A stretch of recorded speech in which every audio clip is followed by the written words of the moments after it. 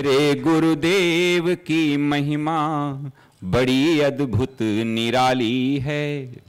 मेरे गुरुदेव की महिमा बड़ी अद्भुत निराली है भर जाती वो सब झोली जो जन्मों से ही खाली है भर जाती वो सब झोली जो जन्मों से ही खाली हैं। यहाँ तम की नहीं सत्ता, यहाँ हर दिन। उद्धवाच विदन्ति मर्त्या प्रायेण विषयान् पदमापदम् तथापि भुञ्जते कृष्णा तत्कथं स्वाखर अजवतो। श्रीभगवानुवाच अहमिति अन्यथा बुद्धि प्रमतस्य यथा हृदि उत्सर्पतिरजो घोरं ततो वैकारिकं मनः।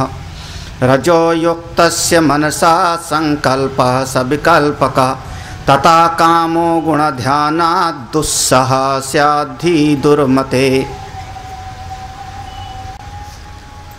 एक बार अपने लक्ष्य का दृढ़ निश्चय हो जाए,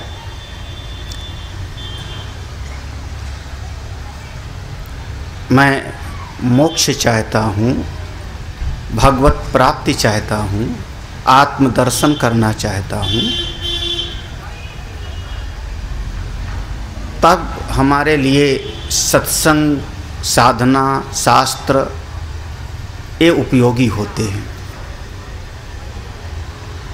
किसी आदमी को इस जगत में भौतिक जगत की कोई लौकिक जगत की वस्तु चाहिए और फिर वो बैठ करके गीता पढ़े, शास्त्र पढ़े, चाहिए लौकिक जगत, और हम ज्ञान प्राप्त करें पारलौकिक तत्व का, एक अंतर्द्वंद हो जाएगा।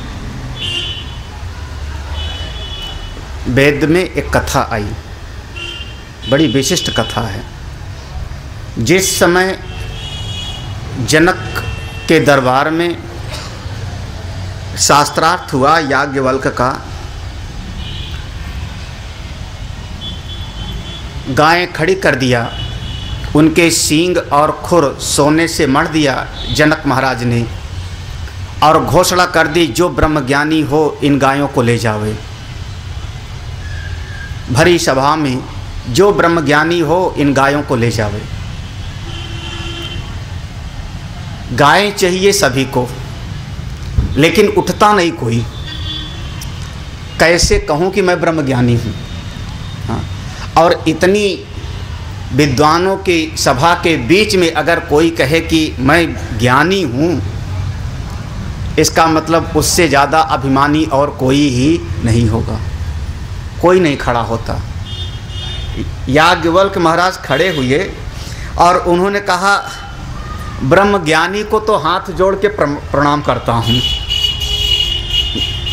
ऐसे कहा, जो ब्रह्मज्ञानी हो उसको मैं हाथ जोड़ के प्रणाम करता हूँ, उसके चरणों में नत हूँ, लेकिन मेरे शिष्य उठो, हमको आश्रम में गायों की ज़रूरत है, गाय ले चलो। ये नहीं कहा कि मैं ब्रह्मज्ञानी हूँ। शिष्यों को कहा गाय ले चलो। शिष्य लोग उठे, गाय पकड़े, तब सभा में हलचल मच गई। फिर सभा में हलचल मच गई और उसके बाद शास्त्रार्थ शुरू होता है। वो विषय बृहदारण्यक उपनिषद का, यजुर्वेद का बहुत विस्तार में है। कैसे कैसे शास्त्रार्थ होता है, उसमें कितने लोग आए और उनसे शास्त्रार्थ करते हैं।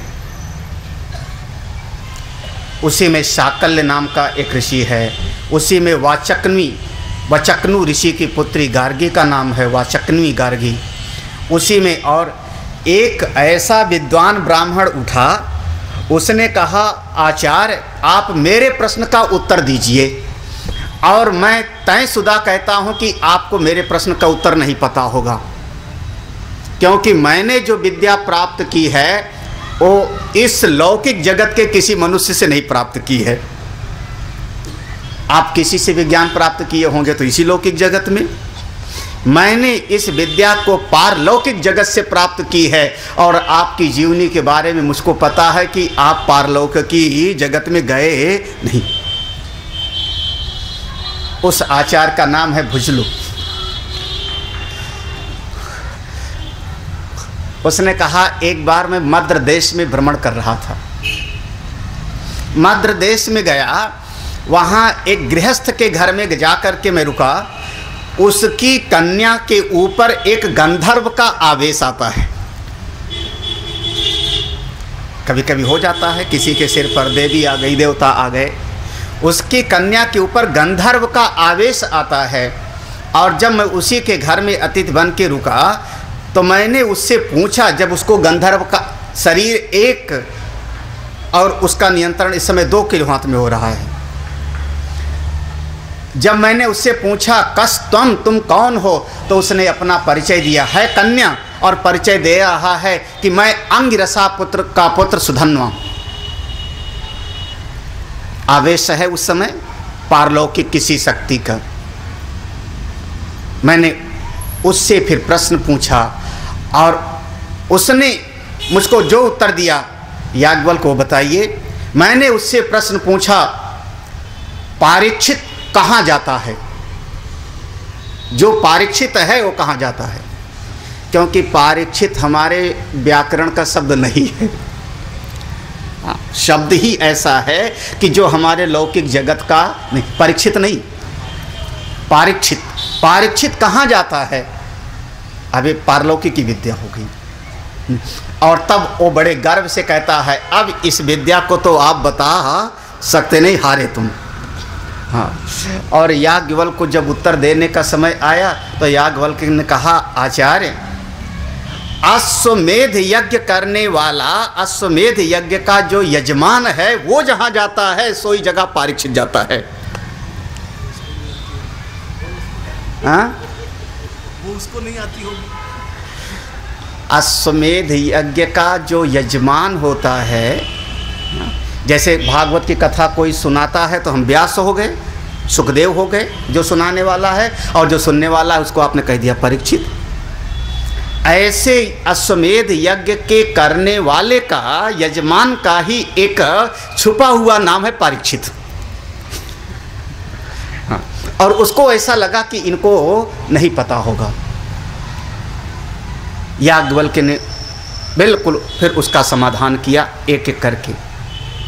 जब गार्गी खड़ी होती है तो गार्गी का प्रश्न था, 2 बार उसने प्रस्ताव किया, 1 बार नहीं 2 बार किया। पहले गार्गी कहती है, ऋषिवर आप ये बताइए, ये सारे प्राणी कहाँ स्थित हैं? हम सारे लोग कहाँ स्थित हैं? याज्ञवल्क्य ने कहा, देवी मिट्टी में, मिट्टी से बने। मिट्टी कहाँ स्थित है? जल में। जल कहाँ स्थित है? तेज में। तेज कहाँ स्थित है? वायु में। वायु कहाँ स्थित है? आकाश में। आकाश कहाँ स्थित है? महातत्व में। महातत्व कहाँ स्थित है? हिरण्यगर्भ में। हिरण्यगर्भ कहाँ स्थित है? बोले अव्यक्त में। अव्यक्त कहाँ स्थित है? परब्रह्म में। और जैसे बच्चा पूछे ना, ऐसे गार्गिन का ब्रह्म कहाँ स्थित है? याज्ञवल्क्य ने कहा, अति प्रश्न है, अब अगर पूछा तो तेरा सिर कट के गिर जाएगा, क्योंकि ब्रह्म सर्वव्यापक होता है, ब्रह्म कहीं पर स्थित नहीं होता। अगर ऐसे तू पूछेगी तो मैं तुझसे पूछता हूं, तू बता गार्गी, तू बता, ये जिससे तू पूछ रही है वो कहाँ पर है? जिससे पूछ रही हो वो कहाँ है? बोले मन से। ऋषि का मन कहाँ स्थित है? गार्गी ने कहा शरीर में। शरीर कहाँ स्थित है? आप भाई कहते हैं समाधान नहीं, लोहे को लोहा से काटा जाता है। शरीर कहाँ स्थित है? बोले पृथ्वी पर। पृथ्वी कहाँ स्थित है? फिर वहीं आ गया। अब जल में। जल कहाँ स्थित है? तेज में। तेज कहाँ स्थित? वायु में। वायु कहाँ स्थित? आकाश में। आकाश कहाँ स्थिति? महातत्व में। महातत्व कहाँ स्थित है? हिरण्यगर्भ में। हिरण्यगर्भ कहाँ स्थित है? बोले मन में। गार्गी ने कहा मन में, हिरण्यगर्भ। याज्ञवल्क्य ने कहा मन कहाँ स्थित है? शरीर में। यही गार्गी जो है पराजित होती है। क्योंकि अगर तूने कहा सारा ब्रह्मांड पांचों महाभूत मन में स्थित है और फिर कहती है कि वो मन कहाँ स्थित है? शरीर में। आप लोग तो बुद्धिमान हो गए, समझ गए। ऐसा प्रश्न है यहाँ पर, ये मन विषयों में जाता है कि विषय मन में आते हैं। कम से कम एक बात मेरा पक्का करो, बिल्कुल निश्चित करो, ये सारा ज्ञान ध्यान सत्संग उसके लिए उपयोगी है जो अपना लक्ष्य परमात्मा को बनाता है। साधन धाम मोक्ष कर द्वारा, ये शरीर हमको साधना करने के लिए मिला हुआ है, भगवत प्राप्ति के लिए मिला हुआ है। अगर भौतिक जगत की चीज़ ही चाहिए तो सुन लो, थोड़ा पुण्य मिल जाएगा, लेकिन असली चीज़ तो वंचित हो जाएगा ना। पहला निश्चय करो, नहीं उसको तो लक्ष्य मेरा पर ब्रह्म है। उसके बाद फिर दूसरी बात आती है कि उसको प्राप्ति करने का साधन क्या है। मैं बता दूं, पूजा करो, पाठ करो, मंत्र का जाप करो। सभी संत लोग कह देते हैं आप करोगे ब्रह्म की प्राप्ति की नहीं, मोक्ष की। आपने पूजा किया और पूजा करके वो पूरा का पूरा फल समर्पित कर दिया अपने परिवार के लोगों पर। मेरे बच्चे की बुद्धि ठीक हो जाए, मेरे परिवार का भला हो जावे। साधना किया मैंने 1 घंटा और समर्पित कर दिया हमने लौकिक जगत में, विनाशी जगत के लिए। ये साधना ना हुई, ये तो एक तरीके से लेना देना हो गया। प्रभु मैंने आपके लिए किया, आप मेरे परिवार को ठीक ठाक, ये तो लेना देना हो गया। इसका नाम साधना नहीं है। आपने डॉक्टर को फीस दिया, डॉक्टर ने आपको दवाई दिया। आपने विद्यालय में फीस दिया, विद्यालय वाले ने हमारे बच्चे को पढ़ाया। आपने भगवान की पूजा कर दी और भगवान की कृपा से हमारे परिवार का ठीक ठाक हो गया। इसका नाम साधना नहीं है। साधना क्या है वो पहले निश्चय करो, मैं परमात्मा को चाहता हूँ, तब साधना की बात आती है। हम 2 दिन से इसी पर हैं। ये उद्धव गीता का आप मूल समझिए। अब साधना में हम बचे किससे किससे? जिस समय अगर मैं अपने ब्रह्म की प्राप्ति के लिए चल पड़ा, अपने गंतव्य की प्राप्ति के लिए चल पड़ा, रास्ते में बाधाएं कौन कौन सी आती हैं, इस पर भी थोड़ा अगर ध्यान रहे ना तो मैं बच सकता हूँ। अगर ये खबर हो कि अमुक जगह पर रास्ते पर गड्ढा है तो मैं पहले से सावधान हो सकता हूँ। लखनऊ से हरिद्वार के बीच में मुझको स्पीड ब्रेकर तक याद हो गए हैं, कहाँ कहाँ सड़क पर स्पीड ब्रेकर है। अब तो बदल रहा है क्योंकि 4 लेन बन रही है बहुत जगह पर, बरेली की आगे मुरादाबाद तक। लेकिन स्पीड ब्रेक, क्योंकि हर महीने जाना बाई रोड, हर महीने उधर से आना, स्पीड ब्रेक। और जैसे पता लगा कि आगे फाटक है, आगे स्पीड ब्रेकर है कुछ, हम पहले सावधान हो जाते हैं। कई बार हमने देखा रोड पर लाइन गाड़ियाँ खड़ी हैं, समझ गया फाटक बंद है, पहले कहीं छाया में गाड़ी खड़ी करके चाय वो पी ली। अगर बाधा के बारे में पता हो कि समस्या कौन सी आगे आवेगी तो आप पहले से उसके लिए तैयार हो सकते हो। साधना के मार्ग में मुख्य रूप से 3 बाधाएं आती हैं। इसको हम कहते हैं 3 मकार से बच जाओ तो साधना में पहुंच जाओ। 3 माह से। हाँ।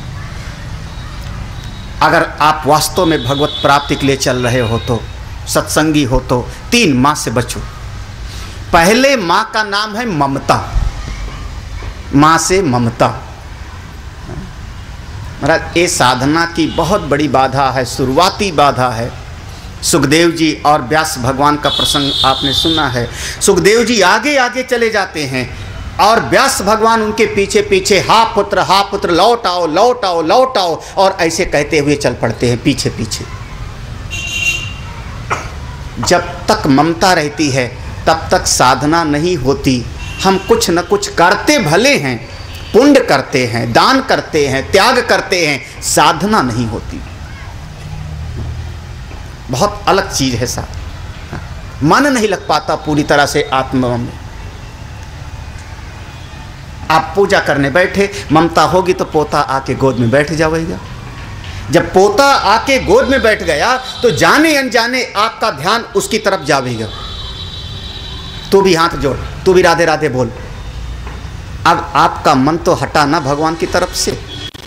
मैं और मेरे प्रभु और दोनों के बीच में एक ममता की चीज़ आ गई। और जब ममता की चीज़ आ जाती है तो बाधा बन जाती है। बहुत बड़ी बाधा है। सब लोग जानते हो, हम लगातार इस पर चर्चा कर रहे हैं। कल भी मैंने यही कहा कि बंधन का बस एक श्लोक में ममेति इति बध्यते जंतु निर्ममेति परम उच। माम इति ये बंधन है और मेरा कुछ नहीं, यही मुक्ति। ममता बहुत बड़ी बाधा है। किसी से भी हो, धन से, परिवार से, पुत्र से, पुत्री से, शरीर से, अपने विचारों से ममता बनी, आप बंधे, साधना गायब हो गई। हाँ, फिर क्रिया हो जाएगी, फिर उपासना हो जाएगी, फिर साधना नहीं होगी।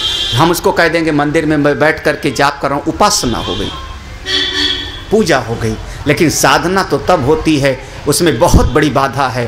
पहला ममता।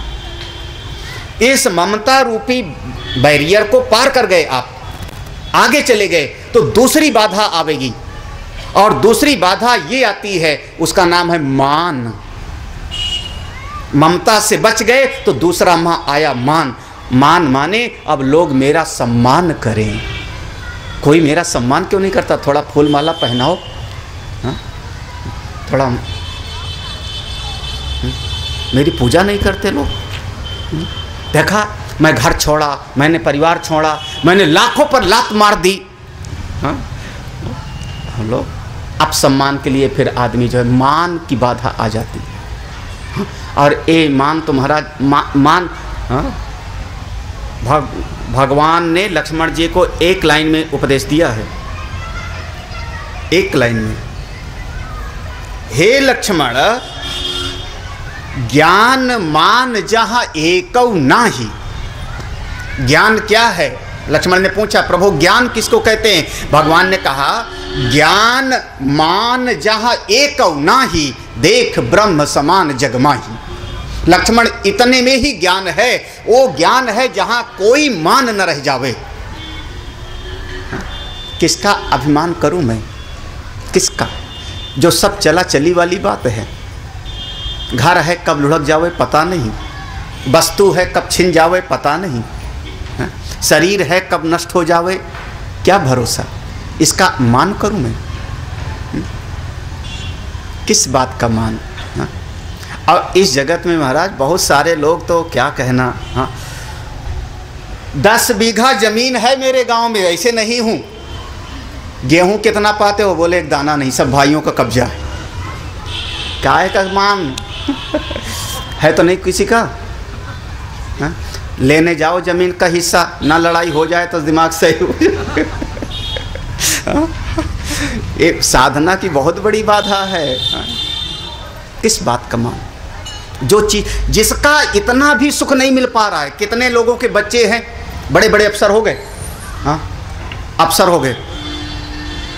मेरा बेटा IAS है, कितने दिन सेवा करता है। बोले जब वो आ जाता है तो वो सेवा नहीं बल्कि मुझको सेवा करनी पड़ती उसको। हाँ, बेटा बहू आ जावे, देखो सारा माँ बाप दादा दादी सब्जी लाओ बढ़िया जो पसंद आवे, सेवा तुम करोगे, 4 दिन के बाद तो चला जाओ भैया। किस बात का मान? बहुत बड़ी बाधा है, बहुत बड़ी बाधा है। बच जाओ। नहीं, कुछ नहीं। ना अपने कर्म का मान, ना धन का मान।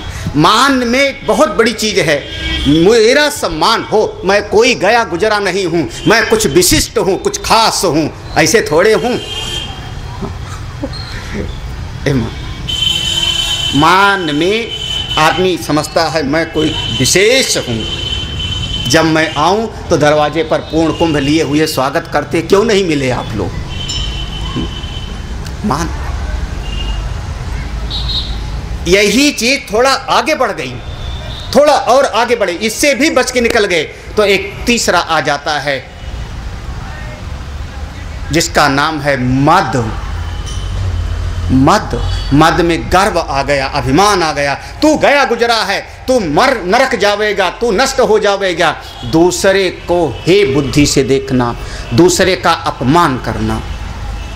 मान में मैं सम्मान चाहता हूँ, किसी का अपमान नहीं करता हूँ, और मद में दूसरे का अपमान करना शुरू कर दूंगा। दोनों में इतना फर्क है, सूक्ष्म भेद है, समझना। वेदांत के साधक हो आप लोग। मैं सम्मान चाहता हूँ, ये मान है, और दूसरे का अपमान करना शुरू कर दूं, ये ये मद हो जाएगा। तुझको क्या आता है? कुछ नहीं आता। एक संस्कृत का श्लोक बोल के दिखाओ। एक संस्कृत का श्लोक नहीं पढ़ पाते हो और वेदांती बनोगे? लो, मतलब हमने दूसरे का कर दिया अपना। ये है मद, ये मद की पहचान है। अभी कल हम लोगों ने पढ़ा और भगवान ने कहा उद्धव ते ना अधीतम श्रुति, ये लोगों ने श्रुति का अध्ययन नहीं किया, इन लोगों ने उपासना भी नहीं किया, फिर भी मेरे पद को प्राप्त किए। कौन? जटायु इत्यादि का नाम गिनाया भगवान ने। मैं कैसे किसी का अपमान करूं? उसके भीतर तो चेतन है, आप सबके भीतर तो ब्रह्म समाया हुआ है, आप ब्रह्म स्वरूप ही हो, फिर दूसरे को आप अपमान कैसे कर सकते? ये 3 सबसे बड़ी बाधाएं हैं आपके साधना के मार्ग के। याद है कि भूल गए? कौन कौन सा? हाँ, ममता बाधा तो है। आप बेटा बैठ जा बगल में। हाँ, समझने का मतलब है, मैं बार बार कल भी कहा था, समझने का मतलब है कि कल से जीवन शैली में बदल लेना।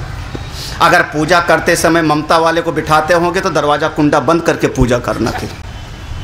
हाँ, अगर आप जीवनचर्या में बदलोगे तब मैं कहूँगा साधक। और केवल जीवनचर्या में नहीं बदले, केवल ज्ञान हो गया, हाँ तो आज स्वामी जी का सत्संग सुन के आए, साधना में 3 बाधाएं हैं, चलो बहुओं सब सुनाओ। आपके जीवन में कितना आएगा बोले पता नहीं, तो फिर साधक नहीं, श्रोता रह गए। ममता, मान।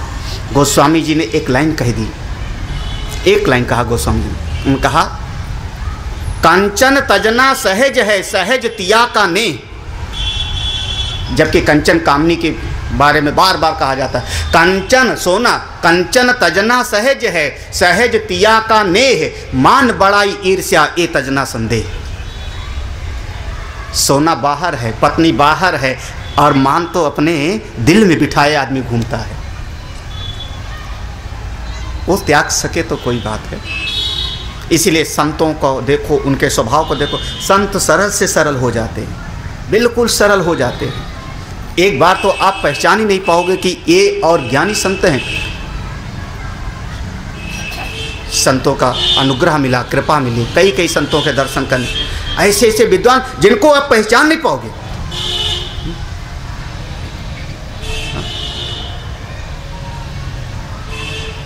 एक संत पेड़ के नीचे बैठे थे, मैं गया उनके यहाँ और रात रुका।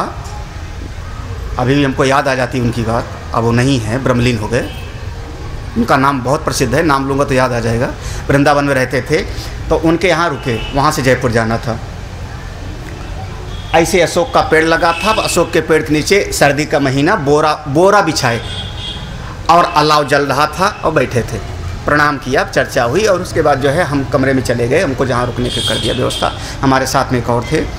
रात के 11:30 बजे हमारा कुंडा खटखटाया कोई। उसने कहा बाबा जी बुला रहे हैं। मैं भी चौंका, 11, 11:30 बजे, 12 बजे बाबा जी बुला रहे हैं। बाबा श्रीपाद बाबा अपने साथ। अब चल पड़े भाई, चल। तो वहाँ जाके देखा क्या, वो पेड़ के नीचे वही अलाव में आलू डाल के भूने थे। बोले ब्रह्मचारी, मैंने सोचा था आलू खा रहा हूँ, तुम भी खाओ रात में आलू, 12 बजे आलू खाओ। और मैंने 12 बजे रात में आलू खाया। फिर क्या, आलू वो भून करके खुद छीलना और खुद नमक से लगा के और आलू खाना। बोरा बिछाए पेड़ के नीचे बैठे, ये है स्थिति। और सवेरे जब बस पे बैठे और बस से जयपुर पहुँचे, महाराज जयपुर पहुँचते ही 2-3 गाड़ियाँ खड़ी। कोई एक स्वामी जी आ रहे हैं, लखनऊ के हैं, और आप ही हैं? मैंने कहा हाँ लखनऊ से तो मैं ही। बोले बाबा का फ़ोन आया था, आप चलिए। और मुझको उनको दोनों को गाड़ी में डाला, ले जा कर के पता नहीं कितना बड़ा होटल था, और एक कोई ऐसे हाथ वाले उनसे मिलाया जो भूतपूर्व मुख्यमंत्री वहाँ के थे, जोशी जी। तो हाँ, बाबा ने उनको फ़ोन कर दिया। पता लगा, तब हमने पूछा तो हमको पता लगा बाबा जी के इतने बड़े बड़े भगत हैं जिनका पता भी नहीं, और खुद बोरा बिछाए बैठे रहते हैं। सरल हो जाओ, बिल्कुल सरल से सरल। तो फिर हाँ, 3 दोष से बच सको तो बचना, 3 दोष से। हाँ, याद आया? ममता, मान माने सब मेरा सम्मान करें, और तीसरा अभिमान, मद, मद माने दूसरे को नीचा दिखाने की भावना, इनसे बच जाओ। ये मद तब दिखाई पड़ता है जब 3-4 लोग मंच पे बैठे हों। देखना, पहले वाले ने जो कहा उसको खंडन दूसरा वाला करेगा, और ए ने कहा, बी ने खंडन किया, बी ने कहा, सी ने खंडन किया। बड़ी सावधानी रखनी पड़ती है। एक मंच पर 4 महात्मा को बुलाना। हरिद्वार साधना शिविर में 2 महात्मा को बुलाया और दोनों में खुश हो गई हमारी ही जगह पे। हाँ, साधना शिविर वालों को याद होगा। हाँ, 3-4 लोग थे हम, उसमें सब मेरे अपने मित्र। हाँ, 2 महात्मा थे, एक महात्मा ने कुछ कह दिया, दूसरे ने दूसरों को कुछ कह दिया। क्या समझ रहे? मन को समझो, बहुत विचित्र है मन। तब कहा मान बढ़ाई ईर्ष्या ये तजना समझे। उपदेश दिया भगवान ने, ये 3 दोष साधना के।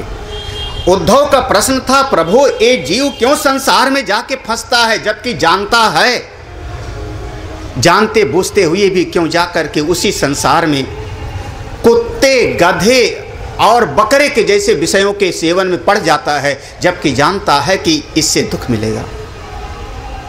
भगवान ने एक शब्द में कह दिया, अहम इति अन्यथा बुद्धि प्रमत्यस्य यथा हृदय। हे उद्धव, ये जीव जब अपनी आत्मा को भूल करके, अपने ब्रह्म भगवान को भूल करके इस शरीर के साथ जुड़ जाता है, तो उसका सारा दुनिया का पसारा खड़ा हो जाता है।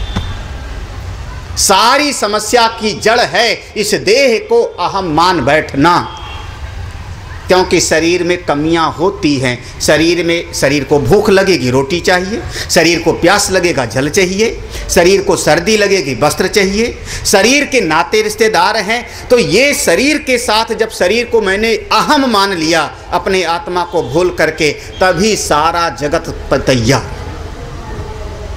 और जीव की सारी समस्याओं की जड़ है अपनी आत्मा की विस्मृति और शरीर को अहम मान लेना कि शरीर ही मैं हूँ। इसी को खिलाओ पिलाओ सजाओ संवारो।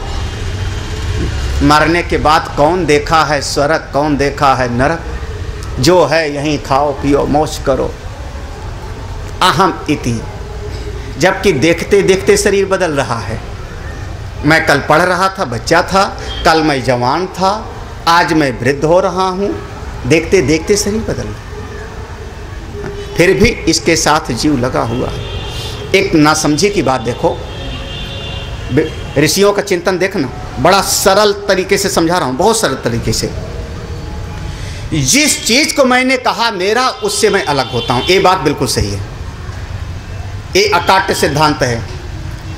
अगर हमने कहा चश्मा मेरा, इसका मतलब चश्मे से मैं अलग हूँ। किताब मेरी, तो किताब से मैं अलग हूँ। पुत्र मेरा, तो पुत्र से मैं अलग हूँ। जिसको आप जगत में मेरा कहोगे उससे अलग होगे। समझ में आ रहा होगा? बहुत आसान।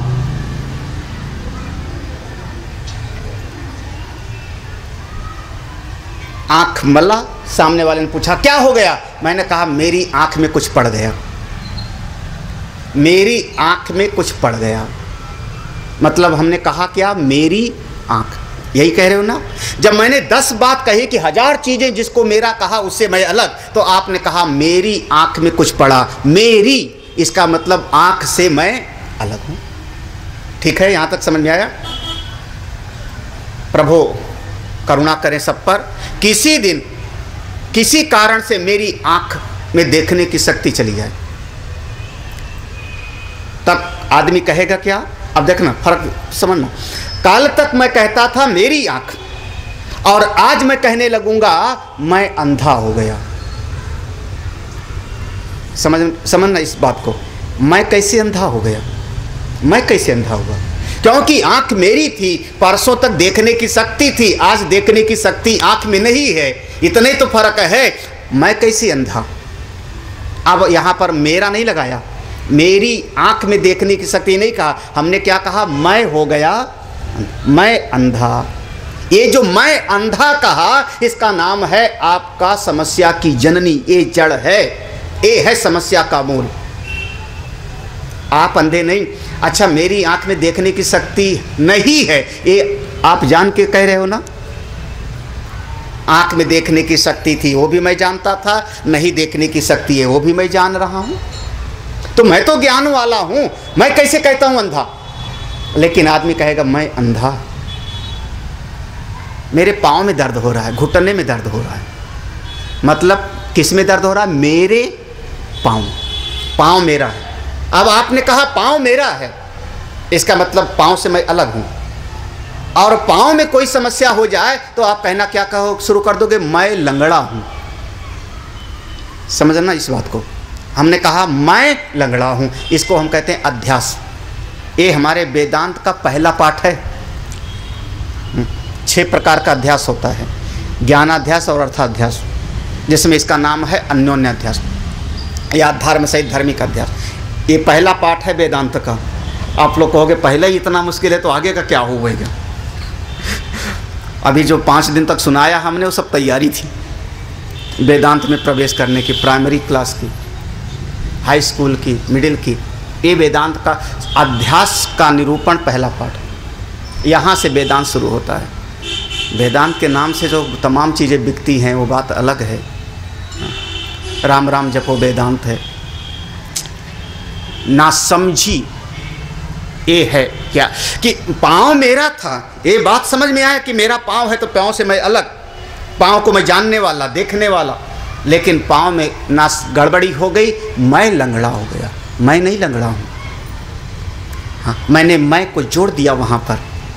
अहम इति अन्यथा, हर इंद्रिय के साथ जोड़ लो, हर इंद्रिय के साथ। एक ही नहीं। कान मेरा है। डॉक्टर साहब देखो मेरे कान में दर्द हो रहा है, कान मेरा है, लेकिन कान में सुनाई की शक्ति नहीं है, तो बहरा कौन हुआ? मैं बहरा, मैं लूला, मैं लंगड़ा। ये है सबसे पहली समस्या। भगवान ने कहा अहम इति अन्य। लेकिन कौन इसमें पड़ता है? प्रमत्यस्य, जो शराब पी के पागल हो जाए वही, बेहोशी में, नासमझी में, वही ऐसी बात कहता है। आप लोग तो नहीं कहते हो ना, आप लोग बुद्धिमान हो।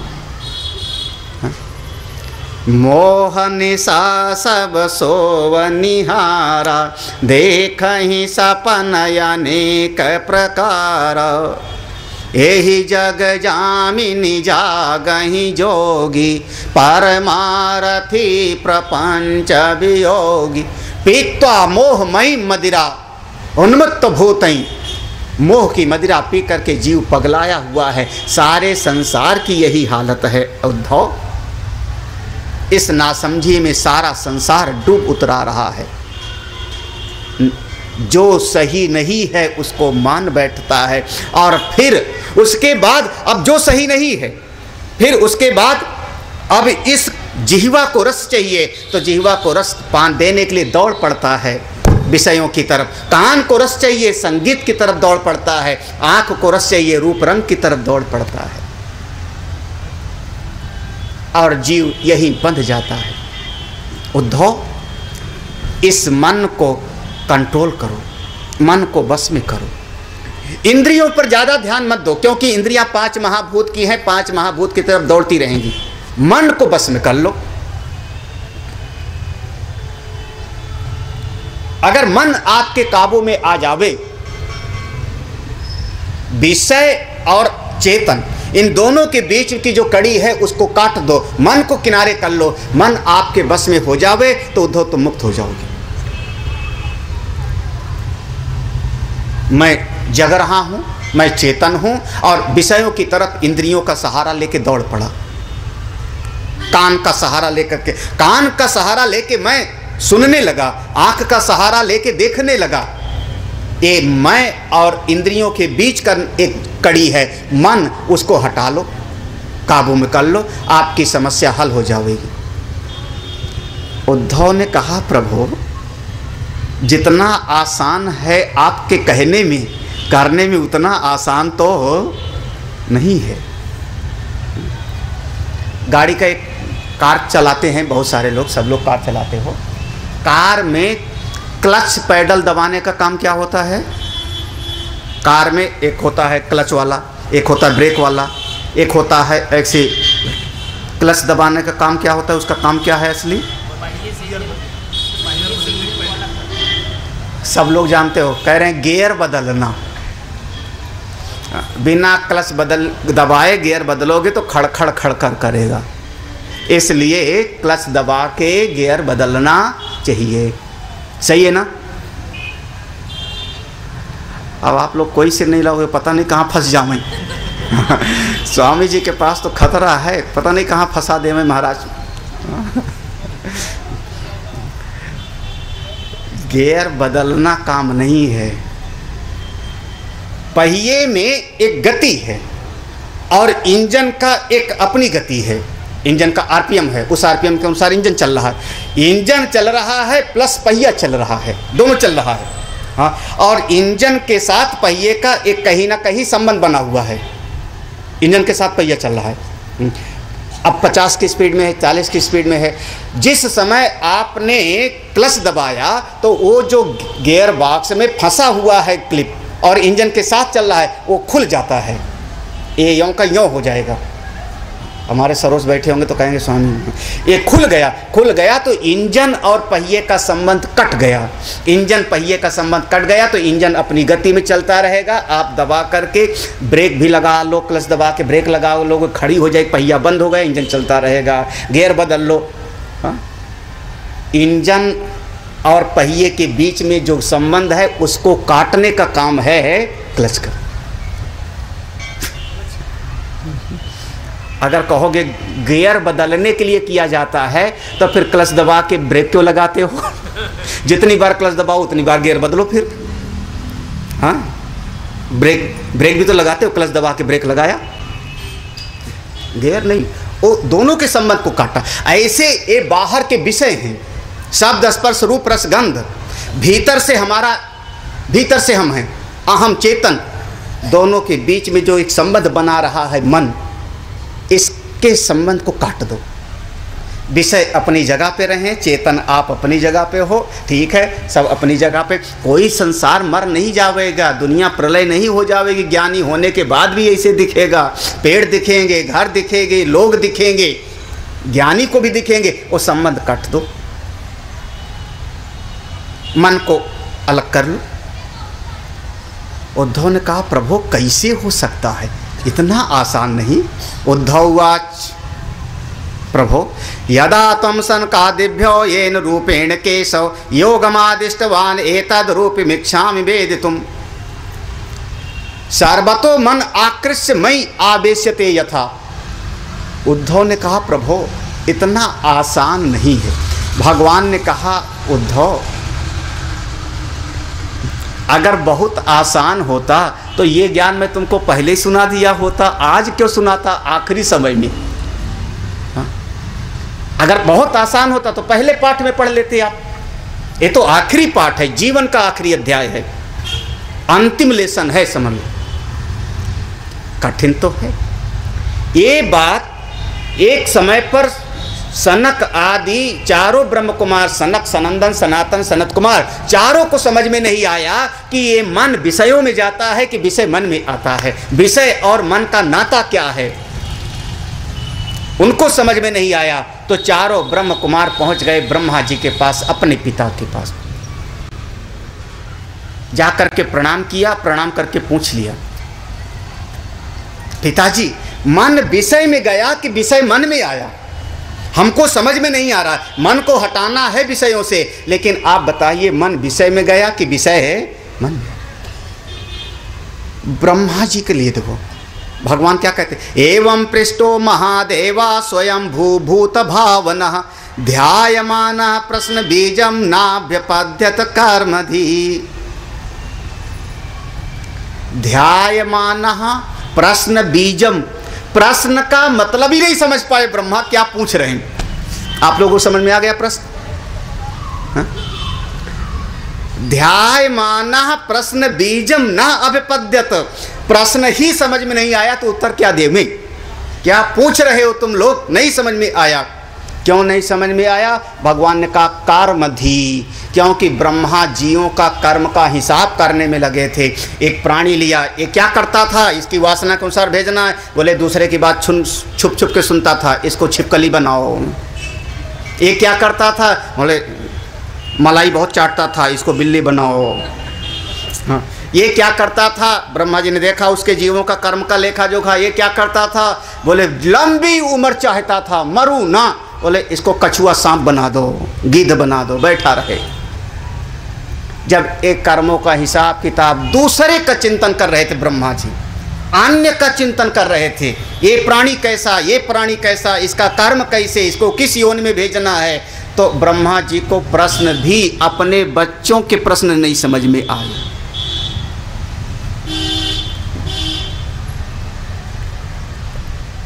सही है, गलत नहीं है। आप लोग खाना बना रही हो, मन खाना बनाने में लगा हो, और छोटा बच्चा आ जावे कॉपी किताब लेकर के, मम्मी 9 नवा कितना होता? 9 उठे। मम्मी कहेंगे चल पढ़ वहाँ कैलकुलेटर ले ले। नहीं समझ में आएगा। वैसे आजकल किसी को नहीं आता होगा 9 का पहाड़ा। मैंने आजकल कहा है, तुम लोग पुराने ज़माने को होगा, अभी तो मैं जवान हूँ। आपके ज़माने में तो 20 तक का पहाड़ा रटाया जाता था। 16 दूनी 32, 16 तीन 48, 16 चौको 64। तो वो आपका पुराना ज़माना है, अब नहीं पढ़ाया जाता, रटाया जाता। मैंने पहले कहा आजकल के ज़माने। अब कोई आदमी बहुत कर्म करता हो, कोई काम करने में लगा हो, और उससे सरल से सरल बात पूछ लो, उसका ध्यान नहीं होगा। उसके लिए एकाग्रता चाहिए, मन की लगन चाहिए। भगवान कहते हैं, सनत कुमार ने पूछा कि मन को कैसे अलग करें विषय से, ब्रह्मा जी को भी समझ में नहीं आया। ब्रह्मा जी को लगा मेरे बच्चे मुझसे पूछ रहे हैं, मैं बता नहीं पा रहा हूँ। थोड़ा भीतर कहीं ना कहीं एक फीलिंग हुई अपमान की। हाँ, सा माम चिंतय देवा प्रश्न पार तीर्षया। इस प्रश्न से पार पाने के लिए, प्रश्न पार तीर्षया, प्रश्न से पार पाने के लिए ब्रह्मा जी ने मेरा चिंतन किया। जब मेरा चिंतन किया तो मैं उनके सामने हंस के रूप में प्रकट हो गया। बोलिए हंस भगवान के। भगवान के 24 अवतार में से हंस अवतार। हंस का काम है नीर क्षीर को अलग अलग कर देना, दूध पानी को अलग अलग कर लेना। इसीलिए महात्मा लोग कौन हैं? परम हंस। क्योंकि हंस पानी और दूध को अलग अलग करता है, महात्मा तो जड़ चेतन को अलग अलग कर लिए, शरीर से आत्मा को अपना अलग समझ लिए, जगत से ईश्वर को अलग समझ लिए। वो है परम हंस। क्या खाता है हंस? बोले मोती चुगता है। कहाँ रहता है? मानसरोवर में। एक भी नहीं दिखा मुझको। नम्रता तो नहीं बैठी है कहीं? एक भी नहीं दिखा था। वहाँ बढ़िया दूसरे पक्षी दिखे थे, हंस तो दिखा नहीं। अभी मत कहना स्वामी जी आपके कर्म फूटे थे। सकल पदार्थ है जगमाही। भैया, जिसको आजकल जीव विज्ञान में हंस बताते हैं, वो हंस मछली खाता है, वो मांसाहारी है, मछली खाता है। बड़ी सी चोंच होती है जिसको हंस के रूप में बताते हैं। वो भाव की बात अलग है, भाव दृष्टि अलग है। हम लोग वेदांत में, शुद्ध वेदांत में यथार्थ का चिंतन है। बिल्कुल कल्पना का एक नया पैसा यहाँ पहले से इतनी सारी कल्पना भरी पड़ी है, तब तो जीव बंधन में पड़ा है। उस पर एक कल्पना और लाद दो, नहीं। हंस का अवतार लिया भगवान ने। हंस माने 2 चीज़ें मिली हुई है, मन विषय अलग अलग करना है। इसलिए हंस भगवान को देखा, ब्रह्मा जी ने प्रणाम किया। चारों ब्रह्म, अब चूंकि पिताजी ने प्रणाम किया तो चारों बच्चों को प्रणाम करना पड़ा, चारों ने प्रणाम किया। सनत कुमार ने कहा आप कौन हैं? पप्रक्षु को भवानीति। देखा सुना नहीं आज तक आपको। को भगवान, आप कौन हो? अपना परिचय तो दीजिए, आप कौन हैं? परिचय देना चाहिए ना भगवान को। साधक लोग प्रश्न का समाधान नहीं, प्रश्न को ही उड़ा दो। कोई कुछ पूछता है आपके दफ्तर में, घर में, कोई किसी ने कुछ पूछा, ऐसा है, आप उसको समझाने लग जाते हो, समाधान करने लग जाते हो। सीधे प्रश्न को उड़ाओ उसके। देखो हंस भगवान ने कहा कैसे पूछते हो, कैसे बताऊं मैं अपना परिचय कैसे दूं, कथम घटे तो वो विप्रा। 13वां अध्याय है, जिनके पास है किताब देख लेना। देख रहे हो क्या? देखते जाना। हाँ यह किताब ले लेके बैठे हैं मेरे पास। तो कथम घटे 22वां श्लोक, कथम घटे तो विप्रा वक्तुर्वा में का आश्रय। कैसे परिचय दूं मैं अपना, क्योंकि परिचय देने के 4 तरीके होते हैं। 4 तरीके होते हैं परिचय कर देने का, चर्चा करने का। समझो, मैं कमरे में बैठा हूं, मेरा बेटा एक आदमी के साथ आ गया जिसको मैंने कभी नहीं देखा। अब अचानक जब मेरे सामने आया, मैंने अपने बेटे पूछा कौन है ये? मेरे बेटे ने कहा अपने मोहल्ले के पंडित जी हैं, ब्राह्मण देवता हैं, पुरोहित का काम करते हैं, बड़े अच्छे विद्वान आचार्य हैं। परिचय दिया, हमको परिचय मिल गया। क्या आश्रय लिया, तरीका क्या लिया उन्होंने परिचय देने का? परिचय देने का जो तरीका उन्होंने अपनाया उसका नाम है क्रिया। क्या करते हैं? पौरोहित्य कर्म। ये अमुक कौन है? ड्राइवर हैं। ये कौन है? डॉक्टर हैं। ये कौन है? इंजीनियर हैं। ये कौन है? वकील हैं।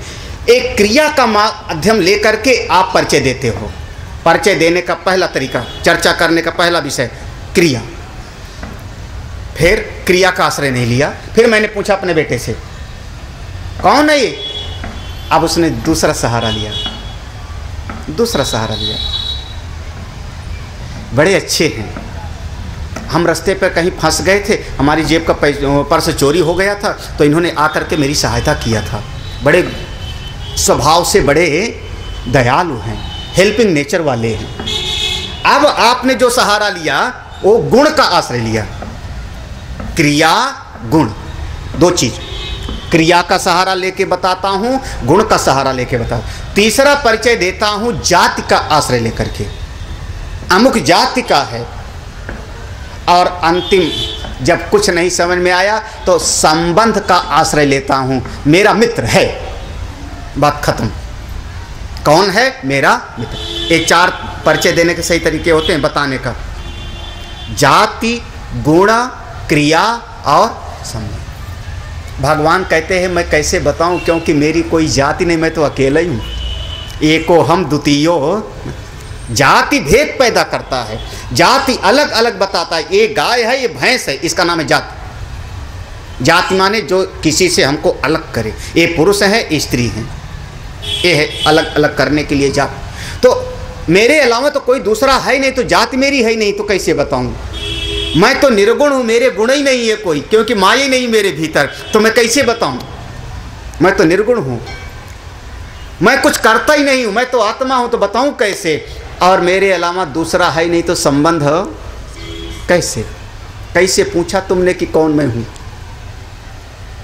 अब ये ब्रह्मा जी चारों, सनत कुमार, हमारा चित्त, कैसे बताऊं? परिचय नहीं हुआ। तब सनत कुमार ने पूछा अब मेरे विचार में जो प्रश्न है आप वो बताइए कि मन विषय में जाता है कि विषय मन में आता है? आप ये बता सकते हैं, आप ज्ञानी महापुरुष हैं। इसका नाम हंस गीता है। एक बार मैंने 7 दिन सुनाया था यही, पांडे जी, हाँ याद होगा, माधव सभागार में, लखनऊ में माधव सभागार में केवल यही प्रसंग 7 दिन तक था, 1.5 घंटा। गंभीर विषय, गंभीरतम विषय है। अब मैं वो पूरे प्रसंग को 7 दिन जो सुनाया था उसको मैं 15-20 मिनट में समेटा हूँ। आप बताइए, मन विषय में जाता है कि विषय मन में आता है? मन और विषयों का क्या संबंध है? भगवान ने कहा गुणेषु आविष्टे चेतो गुणाश्चेतस चा प्रजा जीवस्य देह उभयम गुणश्चेतो मदात्मनः गुणाश्च चित् प्रभवा मद रूपम उभयम त्यजेत। उभयम त्यजेत समझदार लोग समझ गए। भगवान ने कहा तुम एक को सही एक को गलत समझ रहे हो। चोर की गवाही देने वाला भी चोर, यही ना, चोर चोर मौसेर भाई विषयों की गवाही दिया मन ने, मन की गवाही दिया विषय ने। तो मन और विषय दोनों एक थैली के चट्टे बट्टे हैं, माया के अंतर्गत हैं। तुम दोनों को छोड़ करके मुझ ब्रह्म में क्यों नहीं बैठ रहे हो? तुम दोनों में एक को सही एक को गलत क्यों कर रहे हो? जितने महापुरुष लोग कहते, इसलिए मैंने कहा है जीवन का आखिरी अध्याय है, अंतिम लेसन। एक गुरुजी के पास चेला आया, उसने कहा गुरुजी कोई ऐसा मंत्र बताओ कि जल्दी सिद्ध हो जाए। गुरुजी ने कहा मंत्र तो है। महाराज बताओ फिर। गुरुजी ने कहा थोड़ा मुश्किल है सिद्ध करना, मुझसे नहीं हुआ था। अरे गुरुजी आप तो आप थे, मैं तो मैं हूँ, आप बताओ तो, मैं कोई कम थोड़े हूँ, अब बताओ तो। मेरे जैसा चेला आपको कभी मिला नहीं होगा, बताओ।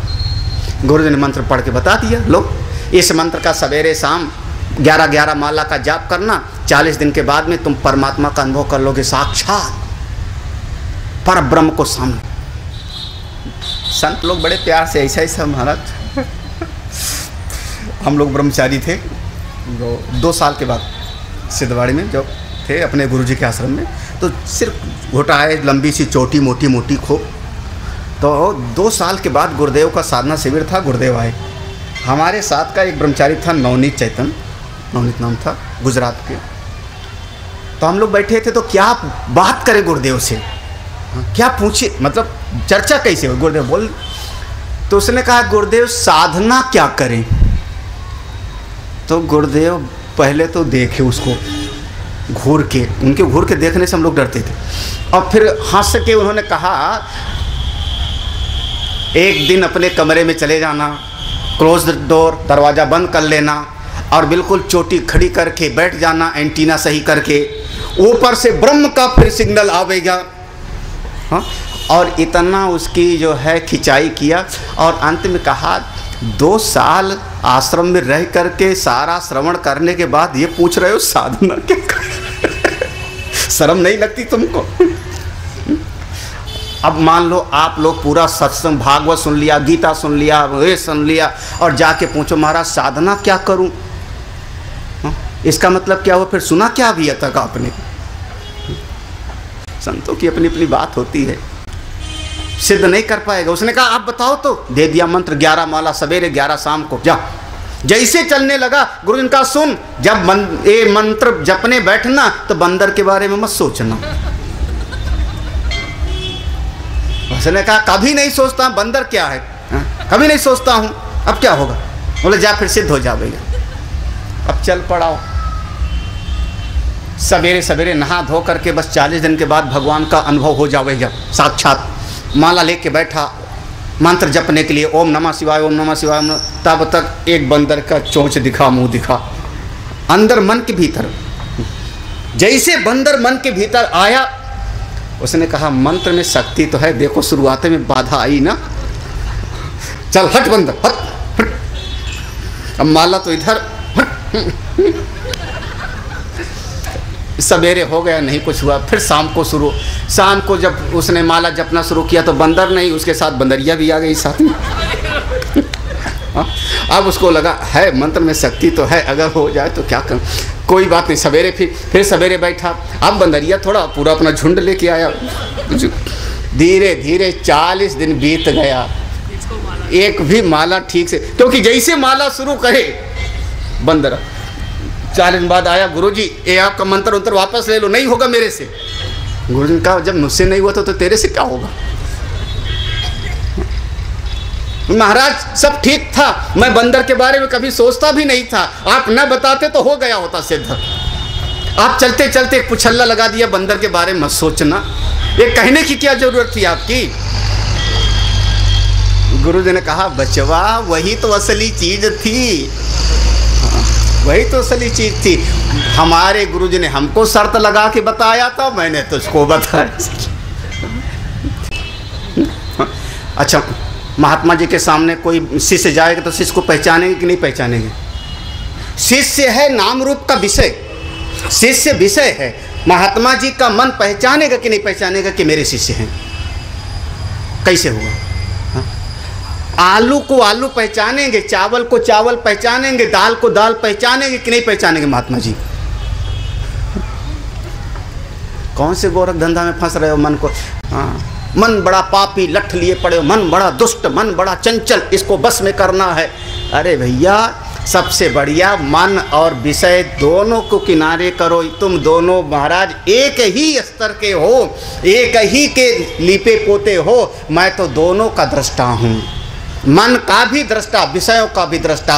हमको मन से विषय को ना अलग करना है, ना जोड़ना, ना घटाना, ना भागना, ना त्याग, ना ग्रहो, ना लया। मैं तो दोनों का दृष्टा हूँ। मन और विषय दोनों को जो छोड़ सके सो ज्ञानी। मन हुई नहीं मैं, उभयम त्यजेत, उभयम दोनों को छोड़ दो। हाँ, मन मेरा थोड़े है, मन नहीं हो। अच्छा, मन ही नहीं हो, चलो एक लाइन समझ लो। गुणा चित्त प्रभवा मद रूपम उभयम त्यजेत, मद रूपम उभय, दोनों को त्याग।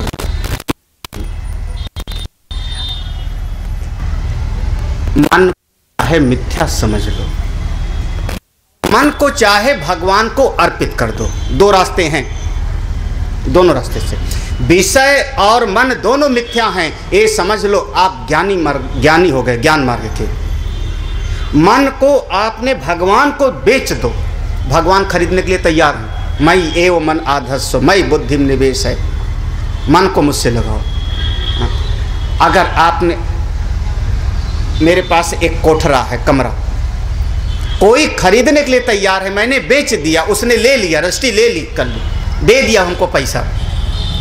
उसके बाद उस कमरे में चाहे वो भूसा रखे, चाहे कंडे रखे, चाहे उसमें अमृत रखे, आपको उससे कोई लेना देना हाँ। असल में अगर आप अपने मन को भगवान को अर्पित कर दिया आपने, हे प्रभु आपके चरणों में मन अर्पित है, आपकी सारी समस्या हल। अब मन मेरा है ही नहीं, मैंने तो आपको दे दिया। आप चाहे इस मन में अच्छे विचार रखो, चाहे बुरे विचार रखो, चाहे पाप के रखो, चाहे पुण्य के रखो, क्योंकि मेरा मन ही नहीं। मैं तो अपने मन को बेच दिया भगवान को। हाँ, उधो मन न भये 10-20, एक मन हतो सो गयो श्याम संग को आराधा। मन को अगर आपने दे दिया भगवान को और मन से मुक्ति हो गई, इसका नाम है भक्ति। इतना फर्क है।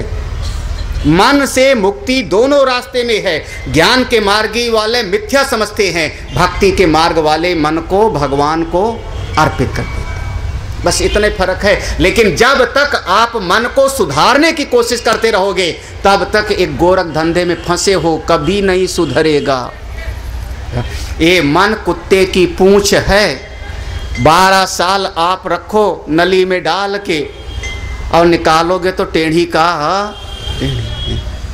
कौन मन को सुधारे? किसका सुधरा है? छोड़ो इस मन को, ले जाओ प्रभु आपके चरणों में। हे प्रभु मैंने मन को आपको दे दिया।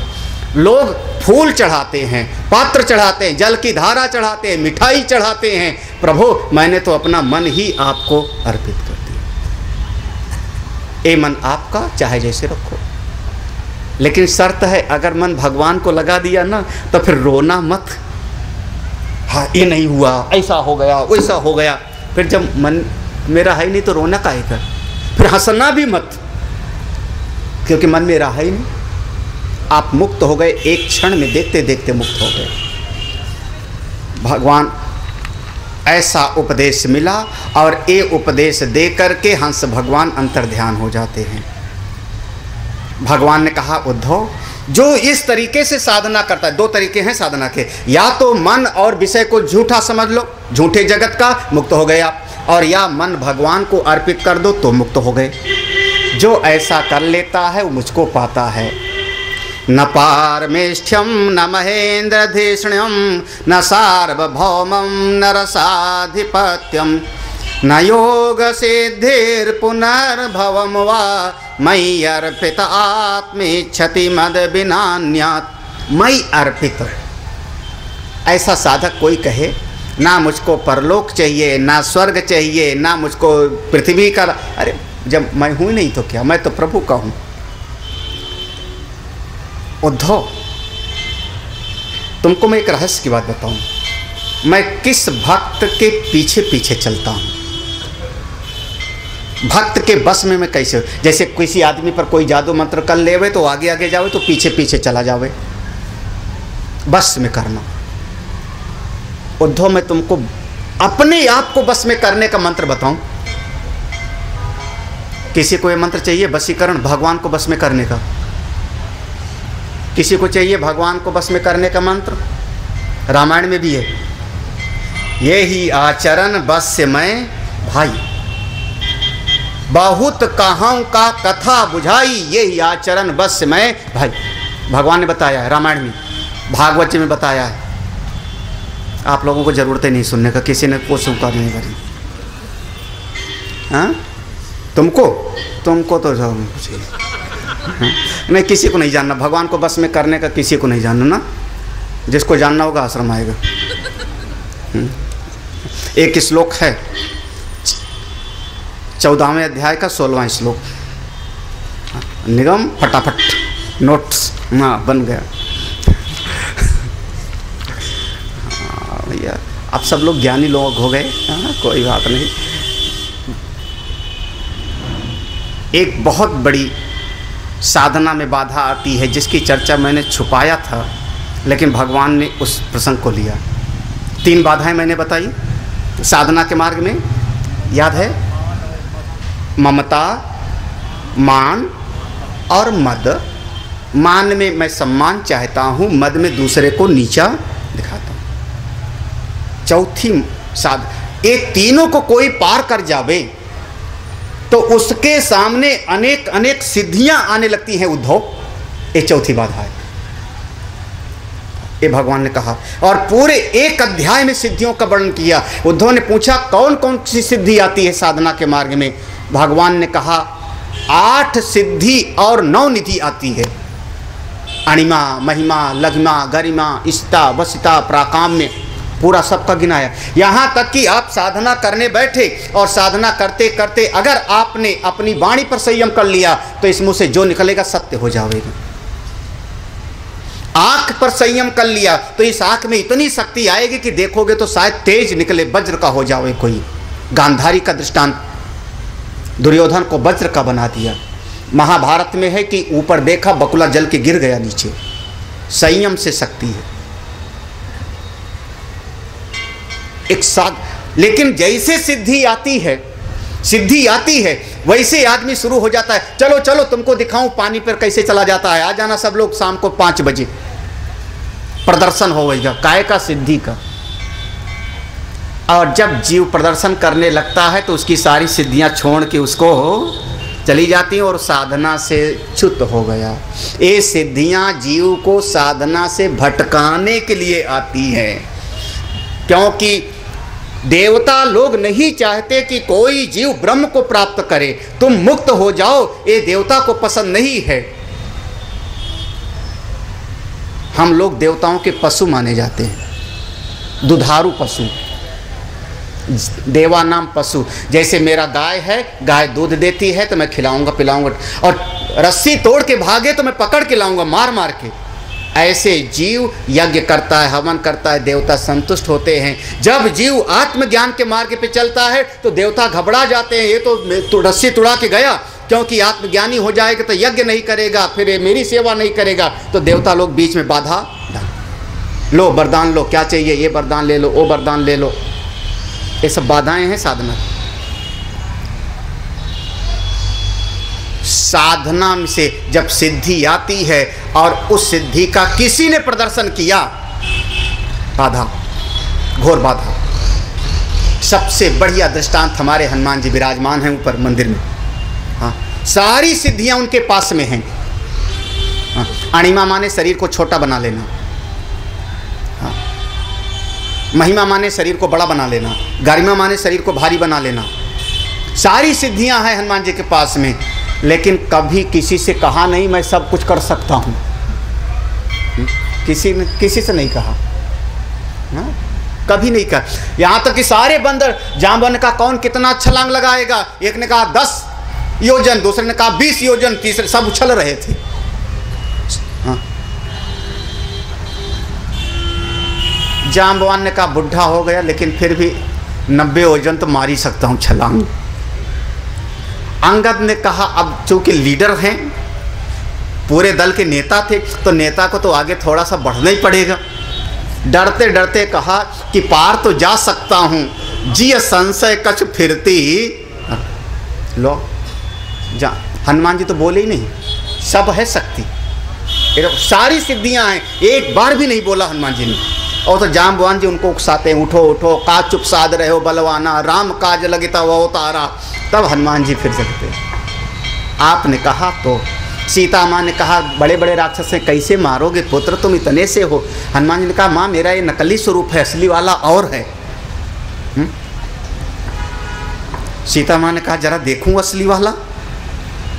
हाँ, वहाँ अशोक वाटिका में दिखाया है, कनक भूधराकार शरीरा समर भयंकर अति बलधीरा।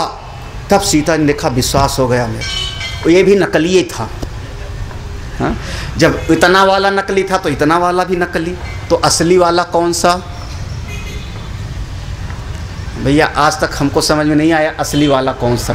हनुमान जी के जितने रूप दिखे सब का सब उनकी सिद्धियों के रूप थे, सब के सब। कभी पर्वत लेके चले आ रहे हैं, कभी मार रहे हैं राक्षस को, कभी वो विराट स्वरूप दिखाया, कभी छोटे बन गए। ये सब उनकी सिद्धियों के द्वारा हैं। असली स्वरूप क्या? जो हनुमान जी के असली स्वरूप को जान ले वो ब्रह्मज्ञानी हो जाएगा, मुक्त हो जाएगा, क्योंकि असली स्वरूप तो सबका वही एक ही है।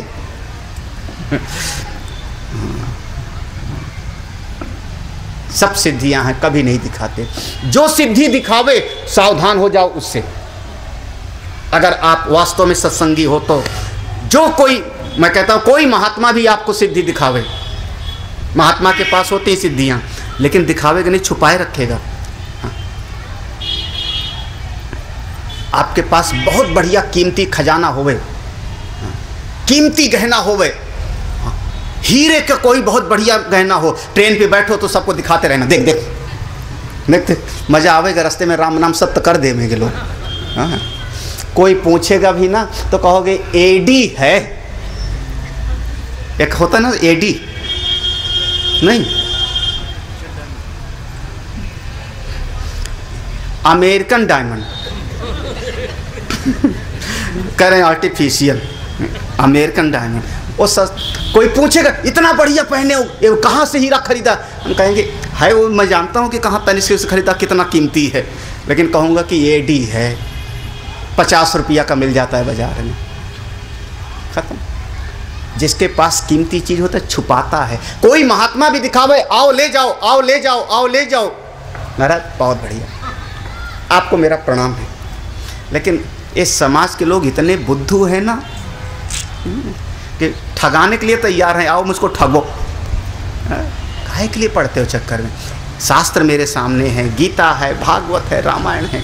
भगवान ने पूरे अध्याय में पूरी सिद्धियों का वर्णन किया और कह दिया हे उद्धव, वर्णन करने के बाद कि जो साधना करता है उसके सामने सारी सिद्धियां आती हैं, लेकिन बाधा हैं, इनसे बच जाओ तो मुझको प्राप्त कर लोगे, मुझ आत्मा को प्राप्त करके मुक्त हो जाओगे उद्धव।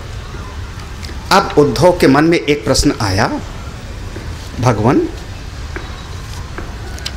ये जीव को दुख देने वाला कौन है? और यहाँ पर कुछ चीज, नायम जनो में दुख सुख हेतु न देवतायात्मा ग्रह कर्म काला मना परम कारण मनन्ति संसार चक्रम परिवर्तयेद्यत। कहाँ कहाँ से दुख मिलता है और उनसे बचने का उपाय क्या, इस उद्धव गीता के अंतिम प्रसंग में। लेकिन हम लोग कल सुनते हैं इसको, समापन का कल दिन होगा। यहाँ पर 6-7 जगह से जीव को दुख मिलते हैं और उन पर कैसे हम उनका सामना करें, दोनों बातें, दुख देने वाला कौन और उनसे सामना करने का तरीका क्या, दोनों बताएं, बहुत ही साधारण स्तर पर करके। लेकिन हम लोग कल चर्चा करते हैं। आज याद है ना, अब 4 चीज़ें हो गई साधना के मार्ग की बाधाएं। साधना के मार्ग 4 बाधाएं, ममता, मान, मद और सिद्धियां। ये 4 बाधाएं हो गई। जो चारों को पार कर सके और साधना के मूल में विषय और मन एक दूसरे के पूरक हैं, अन्योन्य आश्रित होते हैं। जब 2 चीज़ें सापेक्ष होती हैं तो सत्य कोई तीसरी चीज़ होती है। तो दोनों सापेक्ष चीज़ें एक दूसरे को काट करके झूठी सिद्ध हो जाती हैं। तो मन और विषय दोनों मिथ्या और तुम आत्मा ब्रह्म स्वरूप ही सत्य हो। ना समझ में आवे तो मन रूपी कटोरी को भगवान को अर्पित कर दो। मन को भगवान को अर्पित किया, प्रभु इस मन को बनाया आपने, आप ही संभालो। क्योंकि जो जिसकी बनाई मशीन होती वही संभाल सकता है। मेरे बस का नहीं है, भगवान लेने के लिए तैयार। और आप मस्ती में रमण करो, आनंद करो। बोले सच्चिदानंद भगवान की।